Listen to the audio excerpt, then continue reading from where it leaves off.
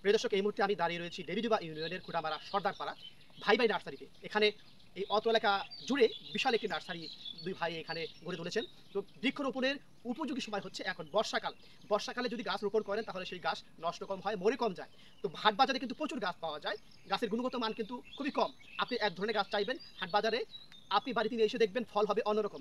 যদি নার্সারিতে সরাসরি আপনারা আসেন, এখানে ভালো জাতের ভালো মানের গাছ আপনারা ক্রয় করতে পারবেন এবং দেখে শুনে বুঝে ক্রয় করতে পারবেন। কারণ এখানে আপনাদেরকে ঘুরিয়ে দেখাচ্ছি যে প্রচুর এখানে বৃক্ষ রয়েছে, ফল গাছ থেকে শুরু করে ফুল গাছ এবং অন্যান্য গাছও এখানে রয়েছে। তো আপনারা অবশ্যই এই ভাই ভাই নার্সারিতে আসবেন গাছ ক্রয় করার জন্য। কি কি গাছ এখানে রয়েছে আপনাদেরকে আমি দেখাবো, পাশে থাকবেন অবশ্যই। বাংলাদেশে বর্তমান ফলের ব্যাপক চাহিদা রয়েছে। বেশিরভাগই ফল নিয়ে আসতে হয় আমাদের পাশের দেশ ভারত, পাকিস্তান অথবা সৌদি আরব থেকে। কিন্তু আমরা যদি আমাদের বাড়ির আঙিনায় একটি করে ফল গাছ রোপণ করি, তাতে করে আমাদের পরিবারের চাহিদা আমরা অবশ্যই মেটাতে পারবো। বিশেষ করে বাংলাদেশের অনেকেই ছাদের মধ্যে গাছ রোপণ করতে ইচ্ছে পোষণ করছে। বিশেষ করে ফল গাছ থেকে শুরু করে শাকসবজি পর্যন্ত উৎপাদন হচ্ছে ছাদের মধ্যে। তাই আপনারা যদি ভালো মানের ভালো জাতের চারা ক্রয় করতে চান, অবশ্যই নার্সারি থেকে চারা ক্রয় করবেন। তাতে করে গুণগত মান অনেক অংশেই ভালো থাকবে। প্রিয় দর্শক, আপনারা দেখছেন খুবই সুন্দর সূক্ষ্ম ফুল গাছ আপনাদেরকে দেখাচ্ছি। ভিন্ন ভিন্ন রং ও ভিন্ন জাতের ফুল গাছ রয়েছে।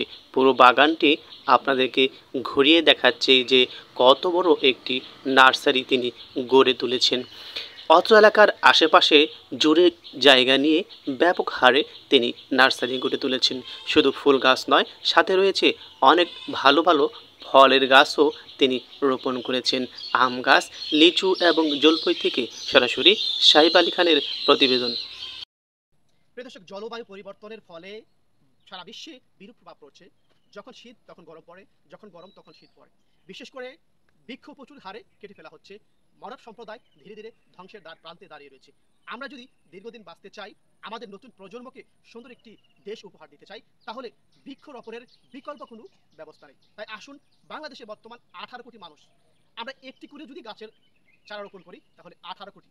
তাতে করে কিন্তু আমরা সকলেই সুন্দরভাবে বেঁচে থাকতে পারবো, আমাদের জীবনযাত্রা মান উন্নয়ন হবে। আসুন আমরা আমাদের যতটুকু সাধ্য রয়েছে একটি করে হলেও গাছের চারা রোপণ করি। সাহেব আলী খান, সাহেব টিভি, দেবীগঞ্জ, পঞ্চগড়।